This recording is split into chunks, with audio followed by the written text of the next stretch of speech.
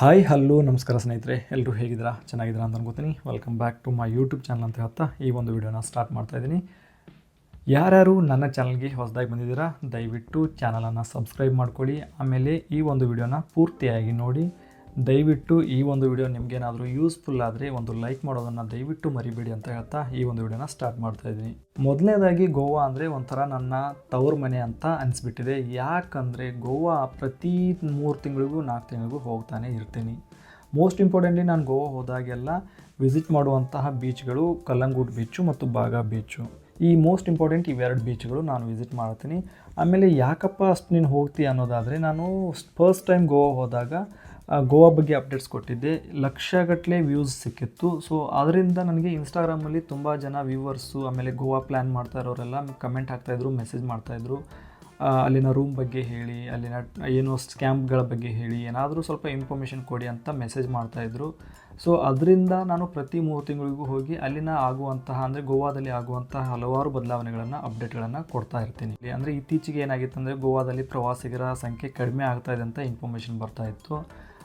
Most importantly ಅಲ್ಲಿಂದ ಸರ್ಕಾರ ಅದರಿಂದ ಎಚ್ಚೆತ್ಕೊಂಡು ಏನಾದರೂ ರೂಲ್ಸ್ ಜಾರಿಗೆ ತಂದಿದೆ ಅಂತ ನನಗೆ ಈ ಸಲ ಹೋದಾಗ ಅನ್ನಿಸ್ತು. ಯಾಕಂದರೆ ವಾಟರ್ ಸ್ಪೋರ್ಟ್ಸ್ ಏಜೆನ್ಸಿಗಳಾಗಿರ್ಬೋದು ಅಥವಾ ಫೋಟೋಗ್ರಫಿ ಏಜೆನ್ಸಿಗಳಾಗಿರ್ಬೋದು, ಟ್ರಾವೆಲ್ ಏಜೆನ್ಸಿಗಳಾಗಿರ್ಬೋದು, ಪ್ರತಿಯೊಂದಕ್ಕೂ ತನ್ನದೇ ಆದ ಒಂದು ಡ್ರೆಸ್ ಕೋಡ್ಗಳನ್ನು ಮಾಡಿದೆ. ಸೊ ಆ ಡ್ರೆಸ್ ಕೋಡ್ ನೋಡಿದ ತಕ್ಷಣ ಇವನು ಈ ಕೆಲಸ ಮಾಡ್ತಾನೆ ಅನ್ನೋದು ಗೊತ್ತಾಗುತ್ತೆ. ಅಂದರೆ ಲಾಸ್ಟ್ ಟೈಮ್ ಹೋದಾಗ ಯಾವನೋ ಬರ್ತಿದ್ದ ರೂಮ್ ಬೇಕಾ ಅಂತ ಕಿರಿಕಿರಿ ಮಾಡ್ತಿದ್ದ, ಯಾವನೋ ಬರ್ತಿದ್ದ ವಾಟರ್ ಸ್ಪೋರ್ಟ್ಸ್ ಬಗ್ಗೆ ಕಿರಿಕಿರಿ ಮಾಡ್ತಿದ್ದ. ಬಟ್ ಇನ್ಮೇಲೆ ಆ ಥರ ಯಾವುದೇ ಸಮಸ್ಯೆಗಳಾಗಲ್ಲ. ಆಮೇಲೆ ಬೀಚ್ಗಳಲ್ಲಿ ನೀವು ಇಳಿಯುವಾಗ ನಿಮಗೊಂದು ಏನು ಎಲ್ಲಿ ಬೇಕಾದಲ್ಲಿ ಯಾರು ಬೇಕಾದರೂ ಹೋಗ್ತಾಯಿದ್ರು. ಸ್ವಲ್ಪ ಆಳದಲ್ಲಿ ಹೋಗಿ ಏನಾದರೂ ಜೀವಹಾನಿ ಮಾಡ್ಕೊಳ್ಳೋಂಥ ಸಂದರ್ಭಗಳು ಬರ್ತಾಯಿತ್ತು. ಬಟ್ ಈಗೇನಾಗಿದೆ ಅಂದರೆ ಒಂದು ಹಗ್ಗದಿಂದ ಒಂದು ಬಾರ್ಡರ್ ಹಾಕಿದ್ದಾರೆ. ನೀವು ಆ ಬಾರ್ಡರಲ್ಲಿನೇ ನೀವು ನೀರಲ್ಲಿ ಆಟ ಆಡಬೇಕು. ಅಂದರೆ ಅದೇನು ಚಿಕ್ಕದಿಲ್ಲ, ಸಿಕ್ಕಾಪಟ್ಟೆ ದೊಡ್ಡದಿದೆ. ಆದರೆ ಜೀವಹಾನಿ ಆಗಬಾರ್ದು ಅನ್ನೋದಕ್ಕೋಸ್ಕರ ಒಂದು ವ್ಯವಸ್ಥೆನ ಮಾಡ್ಕೊಂಡಿದ್ದಾರೆ. ಮೊದಲನೇದಾಗಿ ನಾನು ಗೋವಾ ಹೇಗೆ ರೀಚ್ ಆಗಬೇಕು ಅನ್ನೋದು. ನೀವು ಕರ್ನಾಟಕದ ಯಾವುದೇ ಮೂಲೆಯಿಂದ ಬರ್ತಾಯಿದ್ರು, ನೀವು ಹಳ್ಳಿಯಿಂದ ಬರ್ತಾಯಿದ್ರೆ, ನೀವು ಇರುವಂಥ ಒಂದು ಸಿಟಿ ಸೆಂಟರ್, ನಿಮ್ಮ ಹತ್ತಿರದ ಒಂದು ತಾಲೂಕು ಅಥವಾ ಜಿಲ್ಲೆ ಯಾವುದಿರುತ್ತಲ್ಲ ಆ ಒಂದು ಬಸ್ ಸ್ಟ್ಯಾಂಡಿಂದ ಡೈರೆಕ್ಟಾಗಿ ಪಣಜಿಗೆ ಒಂದು ಬಸ್ ಇರುತ್ತೆ, ತಲೆಯಲ್ಲಿರಲಿ. ಆಮೇಲೆ ಕೆಲವೊಂದು ಪ್ರದೇಶಗಳಿಂದ ಬರೋರಿಗೆ ಬೆಳಗಾವಿ ಸೆಂಟ್ರ್ ಆಗುತ್ತೆ, ಕೆಲವೊಂದು ಪ್ರದೇಶಗಳಿಂದ ಬರೋರಿಗೆ ಹುಬ್ಬಳ್ಳಿ ಸೆಂಟ್ರ್ ಆಗುತ್ತೆ. ಈ 2 ಪ್ರದೇಶಗಳನ್ನು ಸೆಂಟ್ರ್ ಮಾಡಿಕೊಂಡು ನೀವು ಗೋವಾ ರೀಚ್ ಆಗ್ಬೋದು. ನೀವು ಮೋಸ್ಟ್ ಇಂಪಾರ್ಟೆಂಟ್ಲಿ ಯಾವುದೇ ಬಸ್ ಇದ್ದರೂ ಕೂಡ ನೀವು ಪಣಜಿಯನ್ನು ರೀಚ್ ಆಗ್ತೀರ. ಪಣಜಿಯಿಂದನೇ ಪ್ರತಿಯೊಂದು ಬಸ್ಸು ಮೂಮೆಂಟ್ ಆಗೋದು. ಸೊ ಪಣಜಿ ರೀಚ್ ಆದಮೇಲೆ ಅಲ್ಲಿಂದ ನಿಮಗೆ ಹತ್ತಿರವಾಗುವಂಥ ಬೀಚ್ ಯಾವುದು ಅಂದರೆ ಕಲ್ಲಂಗೂಟ್ ಬೀಚು. ಮೋಸ್ಟ್ ಇಂಪಾರ್ಟೆಂಟ್ಲಿ ಕಲ್ಲಂಗೂಟ್ ಅಂದರೆ ಇಡೀ ಗೋವಾದಲ್ಲೇ ಅತಿ ಹೆಚ್ಚು ಪ್ರವಾಸಿಗರು ಬರುವಂಥ, ಅಂದರೆ ನಾರ್ಮಲಾಗಿ ಒಬ್ಬ ಗೋವಾ ವಿಸಿಟ್ ಮಾಡ್ತಾನೆ ಅಂದರೆ ಅವನು ಕಲ್ಲಂಗೂಟಿಗೆ ಫಸ್ಟ್ ಟೈಮ್ ಬಂದರೆ ಕಲ್ಲಂಗೂಟಿಗೆ ವಿಸಿಟ್ ಮಾಡೇ ಮಾಡ್ತಾನೆ. ಸೊ ಫಸ್ಟ್ ಟೈಮ್ ಹೋಗೋರಿಗೆ ಈ ಒಂದು ವಿಡಿಯೋ ತುಂಬಾ ಇಂಪಾರ್ಟೆಂಟ್ ಆಗುತ್ತೆ. ಕಲ್ಲಂಗೂಟು ಅಲ್ಲಿಂದ 12 ರಿಂದ 13 ಕಿಲೋಮೀಟರ್ ಆಗುತ್ತೆ. 40 ರೂಪಾಯಿ ಅಥವಾ 50 ರೂಪಾಯಿ, ಅಲ್ಲಿ 2 ರೀತಿಯಾದಂಥ ಬಸ್ಗಳಿದ್ದಾವೆ. ಒಂದು 40 ರೂಪಾಯಿ, ಒಂದು 50 ರೂಪಾಯಿ. ಶಟಲ್ ಬಸ್ಸಸ್ ಇದ್ದಾವೆ, 100 ರುಪೀಸ್ ಇರುತ್ತೆ. ಶಟಲ್ ಬಸ್ಸಸ್ ಆಲ್ಮೋಸ್ಟು ಕಡಿಮೆ. ಅಲ್ಲಿನ ಲೋಕಲ್ ಸಾರಿಗೆ ವ್ಯವಸ್ಥೆ 40 ರೂಪಾಯಿ 50 ರೂಪಾಯಿ ಟಿಕೆಟ್ ಇರುತ್ತೆ. ಮೊದಲು ನಾನು ಫಸ್ಟ್ ಟೈಮ್ ಹೋದಾಗ 30-20 ಇತ್ತು, ಇವಾಗ 40-50 ಆಗಿದೆ. ಅಂದರೆ ಟಿಕೆಟ್ ಕೊಡದೇ ಇರುವಂಥ ಬಸ್ಗಳಿದ್ದಾವೆ. ಅಲ್ಲಿ 50 ಟಿಕೆಟ್ ಕೊಡ್ತಾರೆ. ಆಮೇಲೆ ಅವ್ರಿಗೊಂದು ಡ್ರೆಸ್ ಕೋಡ್ ಇರುತ್ತೆ ಬ್ಲೂ ಕಲರು, ಅವ್ರ ಹತ್ರ 40 ರೂಪಾಯಿ ಟಿಕೆಟ್ ಇರುತ್ತೆ. ಆಮೇಲೆ ನೈಟ್ ಟೈಮು ಅಥವಾ ಅರ್ಲಿ ಮಾರ್ನಿಂಗ್ ಹೋದರೆ ಅಲ್ಲಿ ಒಂದು 10 ರೂಪಾಯಿ ವೇರಿಯೇಷನ್, ಓನ್ಲಿ 10 ರೂಪಾಯಿ ವೇರಿಯೇಷನ್ ಆಗುತ್ತೆ. ನೀವೇನೋದು ಪ್ರೈವೇಟ್ ಕಾರ್ಗಳನ್ನು ತೊಗೊಂಡು ಹೋದರೆ ಸಿಕ್ಕಾಪಟ್ಟೆ ಚಾರ್ಜಸ್ ಆಗುತ್ತೆ, 400-500 ರೂಪಾಯಿ ಎಲ್ಲ ಆಗುತ್ತೆ. ಕೇವಲ 12 ಕಿಲೋಮೀಟ್ರ್ ಆಗುತ್ತೆ. ಅಲ್ಲಿಂದ ಪಣಜಿಲಿ ಇಳ್ಕೊಂಡು ನೀವು ಡೈರೆಕ್ಟಾಗಿ ಕಲ್ಲಂಗೂಟ್ ಬೀಚ್ ಹೋಗ್ಬೋದು. ಸೊ ಅಲ್ಲಿ ಕಲ್ಲಂಗೂಟ್ ಬೀಚ್ ರೀಚ್ ಆದಮೇಲೆ ರೂಮ್ಗಳ ಬಗ್ಗೆ ತಲೆ ಕೆಡಿಸ್ಕೊಳ್ಳೋ ಅವಶ್ಯಕತೆ ಇಲ್ಲ. ನೀವು ಇಳಿದ ತಕ್ಷಣ ಅಲ್ಲಿ ತುಂಬ ಜನ ರೂಮ್ ಬೇಕಾ ಅಂತ ಕೇಳ್ತಾ ಇರ್ತಾರೆ. ನೀವು ಯಾರಾದರೂ ಕನ್ಸಲ್ಟ್ ಮಾಡಿಕೊಂಡು ಹೋಗ್ಬೋದು. ಆದರೆ ಅಲ್ಲಿ ರೂಮ್ ಬೇಕಾ ಅಂತ ನಿಮ್ಮ ಹತ್ರ ಬಂದು ಯಾರಾದರೂ ಬ್ರೋಕರ್ಗಳು ಕರ್ಕೊಂಡು ಹೋದರೆ ಒಂದು ತಲೆಯಲ್ಲಿರಲಿ, ಅವರಿಗೆ 200-300 ರೂಪಾಯಿ, ಮ್ಯಾಕ್ಸಿಮಮ್ 500 ರೂಪಾಯಿ ಕಮಿಷನ್ ಇರುತ್ತೆ.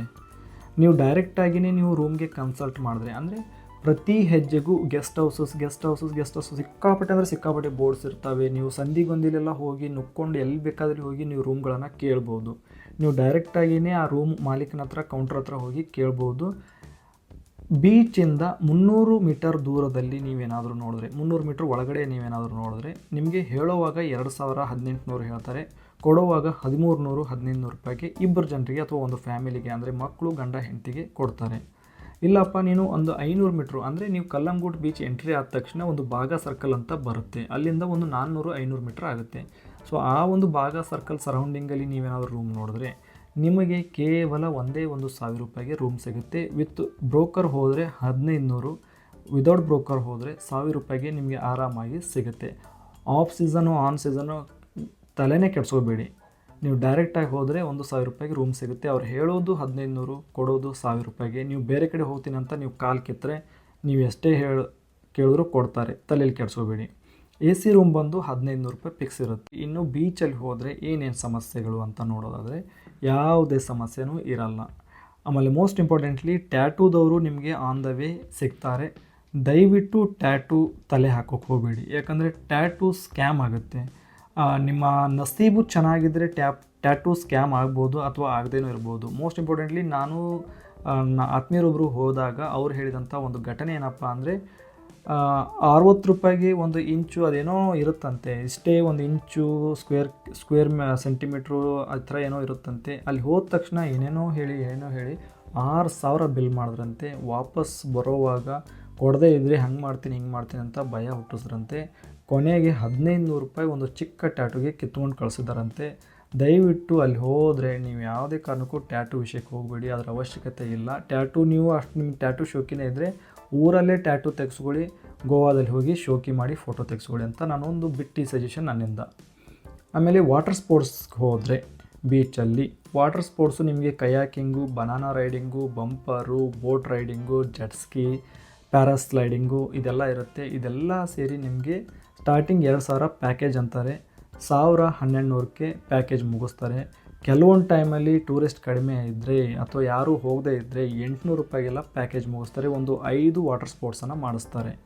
ಜೆಟ್ಸ್ಕಿ, ಬನಾನಾ ರೈಡು, ಬಂಪರು, ಬೋಟಿಂಗು, ಪ್ಯಾರಾಸ್ಲೈಡಿಂಗು ಈ 5 ಆ್ಯಕ್ಟಿವಿಟಿನ ಮಾಡಿಸಿ 800, 1,000, 1,200 ನೀವು ಹೆಂಗೆ ಬಾರ್ಗೇನ್ ಮಾಡ್ತೀರಾ ಅದ್ರ ಮೇಲೆ ಡಿಪೆಂಡು. ಒಬ್ಬನೇ ಮಾಡ್ತೀನಿ ಅಂದರೆ 1,200, ಒಂದು 3-4 ಜನ ಪ್ಯಾಕೇಜಲ್ಲಿ ತೊಗೋತೀನಿ ಅಂದರೆ ಒಬ್ಬೊಬ್ಬರಿಗೆ 800 ಅಂತ ಹೇಳಿ ಬೋಟಲ್ಲಿ ಕರ್ಕೊಂಡೋಗಿ ಮಾಡಿಸ್ತಾರೆ. ಆದರೆ ಮೋಸ್ಟ್ ಇಂಪಾರ್ಟೆಂಟ್ಲಿ ಒಂದು ತಲೆಯಲ್ಲಿರಲಿ, ಜಸ್ಟ್ ಇದು ಶೋಕಿ, ಜಸ್ಟ್ ಫಾರ್ ಅ ಎಕ್ಸ್ಪೀರಿಯನ್ಸ್. ಇದರಲ್ಲಿ ನಿಮ್ಗೆ ಯಾವುದೇ ಕಿಕ್ಕು ಅಥವಾ ಯಾವುದೇ ಮಜಾ ಸಿಗಲ್ಲ. ನೀವು ಜೆಟ್ಸ್ಕಿ ಅಂದರೆ ಬೈಕ್ ಥರ ಇರುತ್ತೆ, ಅದ್ರ ಮೇಲೆ ಕೂತ್ಕೊಂಡು ಹೋಗ್ತೀನಿ ಅಂದರೆ ಹಬ್ಬ ಅಂದರೆ 30-20 ಮೀಟ್ರು ಒಂದು ರೌಂಡ್ ಹಾಕೊಂಬಂದರೆ ಮುಗೀತು. ನಿಮ್ಮನ್ನು ಅಲ್ಲಿ ನಾವು ಜಾತ್ರೆಯೆಲ್ಲ 50 ರೂಪಾಯಿ 100 ರೂಪಾಯಿ ಕೊಟ್ಟು ಈ ತೊಟ್ಲುಗಳಲ್ಲೆಲ್ಲ ಕೂತ್ಕೊಂಡು ಸುತ್ತಾಡ್ತೀವಲ್ಲ ಆ ಥರ ಒಂದು 5 ನಿಮಿಷ 10 ನಿಮಿಷ ಏನೂ ಮಾಡಲ್ಲ ಅವರು.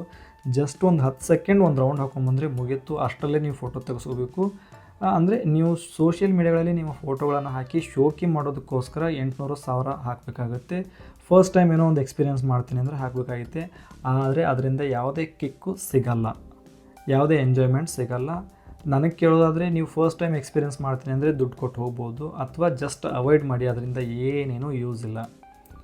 ಓಕೆ, ವಾಟರ್ ಸ್ಪೋರ್ಟ್ಸ್ ಆಯಿತು. ಇನ್ನು ಬೀಚ್ಗಳಲ್ಲಿ ಹೊರಳಾಡೋದು ಉಳ್ಳಾಡೋದು ಅಂದರೆ ಫ್ರೀನೇ ಇರುತ್ತೆ. ನೀರಲ್ಲಿ ಜಿಗಿದಾಡಿ ಆರಾಮಾಗಿ ಎಂಜಾಯ್ ಮಾಡಿಕೊಂಡು ವಾಪಸ್ ಬನ್ನಿ. ಮೋಸ್ಟ್ ಇಂಪಾರ್ಟೆಂಟ್ಲಿ ಇನ್ನೊಂದು ನಮ್ಮ ಹುಡುಗರ ತಲೆಯಲ್ಲಿರೋದು, ಗುರು ಎಣ್ಣೆ ರೇಟ್ ಹೇಳಯ್ಯ, ತಲೆನೇ ಕೆಡಿಸೋಬೇಡಿ. ಕರ್ನಾಟಕಕ್ಕೆ ಕಂಪೇರ್ ಮಾಡಿದ್ರೆ 50% ಕಡಿಮೆ ರೇಟಲ್ಲಿ ನಿಮಗೆ ಯಾವುದೇ ಬ್ರ್ಯಾಂಡು ಏನೇ ಇದ್ದರೂ ಸಿಗುತ್ತೆ. ಆಮೇಲೆ ಇಲ್ಲಿ ಒಂದು ಸ್ಕ್ಯಾಮ್ ಇದೆ, ಎಣ್ಣೆ ರೇಟಲ್ಲಿ ಒಂದು ಸ್ಕ್ಯಾಮ್ ಇದೆ. ಏನಪ್ಪ ಅಂದರೆ ನೀವು ಯಾವುದೇ ಅಂಗಡೀಲಿ ಎಣ್ಣೆ ತೊಗೊಳಕ್ಕೆ ಹೋದರೆ ಆ ಅಂಗಡಿ ಮುಂದೆ ಒಂದು ಬೋರ್ಡ್ ಹಾಕಿರ್ತಾರೆ, government registered wholesale price seller ಅಂತ ಮಾತ್ರ ಇದ್ದರೆ ಒಳಗಡೆ ಹೋಗಿ. ಇಲ್ಲ ಅಂದರೆ ಗೌರ್ಮೆಂಟ್ ರಿಜಿಸ್ಟರ್ಡ್ ಅಂತ ಇರುತ್ತೆ, ಹೋಲ್ಸೇಲ್ ಪ್ರೈಸ್ ಸೆಲ್ಲರ್ ಅಂತ ಇರಲ್ಲ. ಗೌರ್ಮೆಂಟ್ ರಿಜಿಸ್ಟರ್ಡ್ ಅಂದ ತಕ್ಷಣ ನೀವು ಹೋಗೋಕ್ಕೆ ಪ್ರಯತ್ನ ಮಾಡ್ತೀರಾ, ಆದರೆ ಹೋಲ್ಸೇಲ್ ಸೆಲ್ಲರ್ ಅಂತ ಇರಲ್ಲ. ಸೊ ಹೋಲ್ಸೇಲ್ ಪ್ರೈಸ್ ಸೆಲ್ಲರ್ ಅಂತ ಎಲ್ಲಿರುತ್ತೆ ಅಲ್ಲಿ ಹೋಗಿ ಕಡಿಮೆ ರೇಟಿಗೆ ಸಿಗುತ್ತೆ. ಅಲ್ಲಿ ಬೋರ್ಡ್ಗಳನ್ನು ಇವಾಗ ರೂಲ್ಸ್ ಬಂದಿರೋದಕ್ಕೋಸ್ಕರ ಪ್ರತಿ ಅಂಗಡಿ ಮುಂದೆ ಒಂದು ಡಿಜಿಟಲ್ ಬೋರ್ಡ್ಗಳನ್ನು ಕಂಪಲ್ಸರಿ ಹಾಕೇ ಇರ್ತಾರೆ. ಹೋಗಿ ನೋಡಿ, ಕೇಳಿ, ತಗೊಳ್ಳಿ. ನೈಟ್ ಲೈಫ್ ಬಗ್ಗೆ ಹೇಳು ಗುರು. ನೈಟ್ ಲೈಫ್ ನೀವೇನಾದರೂ ಎಂಜಾಯ್ ಮಾಡಬೇಕು ಅಂದರೆ ಬೆಸ್ಟ್ ಪ್ಲೇಸ್ ಯಾವುದು ಅಂದರೆ ಬಾಗ ಬೀಚು. ಬಾಗ ಬೀಚಲ್ಲಿ ನೈಟ್ ಲೈಫ್ ಎಂಜಾಯ್ ಮಾಡಲೇಬೇಕು.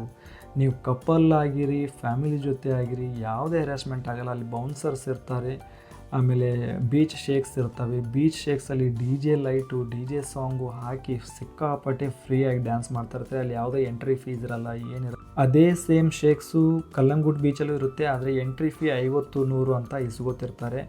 ಅದನ್ನು ಬಿಟ್ಟು ನೀವು ಬಾಗ ಬೀಚಲ್ಲಿ ಹೋದರೆ ಅದೇ ಬೀಚ್ ಶೇಕ್ಸಲ್ಲಿ ಫ್ರೀಯಾಗಿರುತ್ತೆ, ಹೋಗಿ ಡ್ಯಾನ್ಸ್ ಮಾಡಿಕೊಂಡು ಬರ್ಬೋದು. ಆದರೆ ಬೀಚ್ ಶೇಕ್ಸಲ್ಲಿ ನೀವೇನಾದರೂ ಎಣ್ಣೆ ಪರ್ಚೇಸ್ ಮಾಡಿದ್ರೆ ಕರ್ನಾಟಕದಲ್ಲಿರುವಂಥ ಎಣ್ಣೆಗಿಂತಲೂ ಒಂದು 50% ಜಾಸ್ತಿ ದುಡ್ಡು ಪೇ ಮಾಡಬೇಕಾಗುತ್ತೆ. ಇನ್ನೊಂದು, ಗೋವಾ ಬೀಚ್ಗಳಲ್ಲಿ ಚೇರ್ಗಳೆಲ್ಲ ಹಾಕಿರ್ತಾರೆ. Night time candle light dinner ಥರ ಒಂದು ಅರೇಂಜ್ಮೆಂಟ್ ಇರುತ್ತೆ. ಅಲ್ಲಿ ಕೂತು ಏನಾದರೂ ಮಾಡ್ಬೋದಾ, ಫ್ರೀ ಇರುತ್ತಾ ಅಂತ ಕೇಳಿದ್ರೆ ಇಲ್ಲ, ಅದು ಫ್ರೀ ಇರಲ್ಲ. ತುಂಬ ಜನರ ಪ್ರಶ್ನೆ ಅದೇ ಆಗಿತ್ತು. ಅಲ್ಲಿ ಫ್ರೀ ಇರಲ್ಲ. ಅಲ್ಲಿ ನೀವೇನಾದರೂ ಹೋಗಿ ಪರ್ಚೇಸ್ ಮಾಡಿದ್ರೆ ಆ ಒಂದು ಜಾಗದಲ್ಲಿ ನಿಮಗೆ ಕೂರೋಕ್ಕೆ ಕೊಡ್ತಾರೆ, ಪರ್ಮಿಷನ್ ಕೊಡ್ತಾರೆ. ಇಲ್ಲಾಂದರೆ ಏನೂ ಕೊಡಲ್ಲ. ಅಲ್ಲಿ ಹೋಗಿ ನೀವು ಊಟ, ಸ್ನ್ಯಾಕ್ಸು, ಡ್ರಿಂಕ್ಸು ಆರ್ಡರ್ ಮಾಡ್ಬೋದು. But it is not a cheap. Highest ಅಂದರೆ ಹೈಯೆಸ್ಟ್ ಕಾಸ್ಟ್ಲಿ.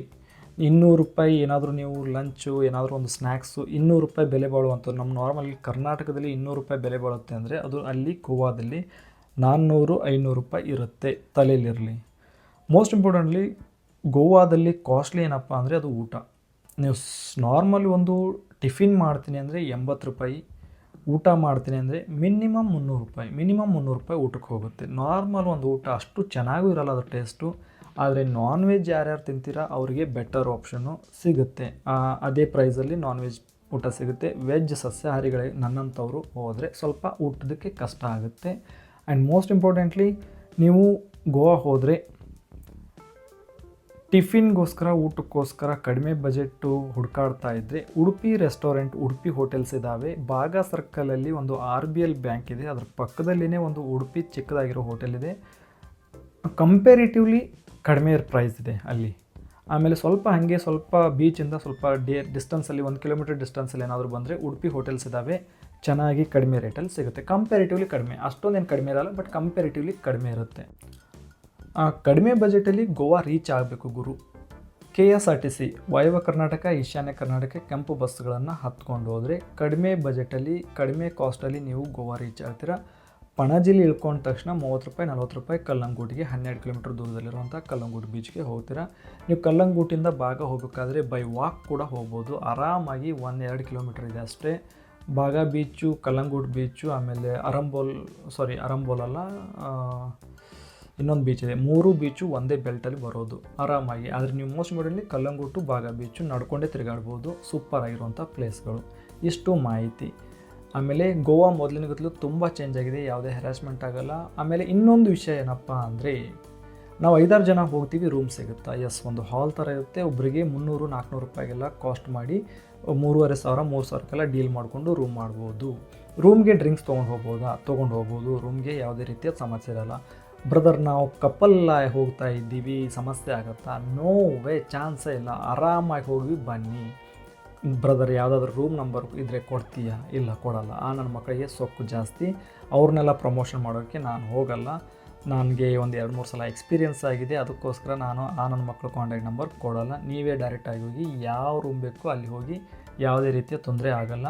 ಬ್ರದರ್, ರೂಮಲ್ಲಿ ಏನಾದರೂ ಕ್ಯಾಮ್ರಾ ಏನಾದರೂ ಇರುತ್ತಾ?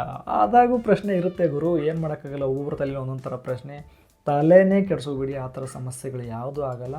ಒಂಥರ ಆ ಥರ ನಿಮ್ಗೆ ಏನಾದರೂ ಡೌಟ್ ಇದ್ದರೆ ಹೋಗಿ ಒಂದು ಸಲ ಚೆಕ್ ಮಾಡಿಕೊಂಡು, ಆಮೇಲೆ ಹುಡುಗರ ವಿಷಯ ನಿಮ್ಗೆ ಗೊತ್ತೇ ಇರುತ್ತೆ, ಚೆಕ್ ಮಾಡ್ಕೊಳ್ಳಿ. ಹಿಂಗೆ ಮಾಡಬೇಕು, ಏನೇನು ಮಾಡಬೇಕು ಎಲ್ಲ ಗೊತ್ತಿರುತ್ತೆ ನಿಮಗೆ, ಮಾಡ್ಕೊಳ್ಳಿ ಅಂತ ಹೇಳ್ತೀನಿ. ಇಷ್ಟು ಗೋವಾ ಇನ್ಫಾರ್ಮೇಷನ್. ಮತ್ತು ನಿಮ್ಗೆ ಏನಾದರೂ ಡೌಟ್ ಇದ್ದರೆ, ಏನಾದರೂ ಪ್ರಶ್ನೆಗಳಿದ್ದರೆ ನನ್ನ ಇನ್ಸ್ಟಾಗ್ರಾಮ್ ಅಕೌಂಟಿಗೆ ಬಂದು ಮೆಸೇಜ್ ಹಾಕಿ ಅಂತ ಹೇಳ್ತೀನಿ. ಇಲ್ಲಿಗೆ ಈ ಒಂದು ವಿಡಿಯೋನ ಕ್ಲೋಸ್ ಮಾಡ್ತಾಯಿದ್ದೀನಿ. ನಮಸ್ಕಾರ, ಬಾಯ್.